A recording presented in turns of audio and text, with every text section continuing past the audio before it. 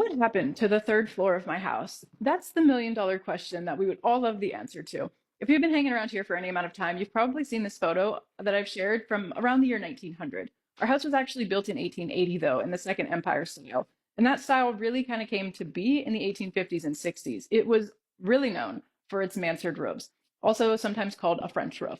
In America, we differentiate between a gambrel roof and a mansard roof, whereas other countries, like the French, don't.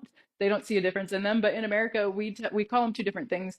A gambrel is actually a cousin of a gable roof, and a mansard is a cousin of a hipped roof. We currently have a hipped roof. That's kind of an interesting little fun fact if you wanted to look into it. But usually, the mansards kind of disguise the top floor of the house. They make it look like from the outside that it's just an attic or it's just the roof, but it's actually hiding the top floor up there. And sometimes they are just attics, but they're really big and they have a lot of headroom to them and a little bit of wall space to them. They're really nice. That's all ours ever was, it appears. I've looked into the first and second owners and I've seen mention of them having an attic and using an attic. So that would be the attic. Now, I do know that a church bought our house at some point in the 50s, maybe. And a lot of people in the neighborhood have memories in the church and going up to the ballroom and running around in the ballroom.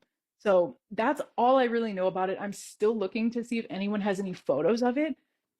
I wish I knew when it got taken off and why. Everybody kind of seems to think it went missing in the 60s, and it was probably due to its just general condition was degrading. And when they took it off, they flat roofed the house to save money, I guess. They didn't want to put a whole nother roof on, so they just flat roofed it. Very popular in the 50s.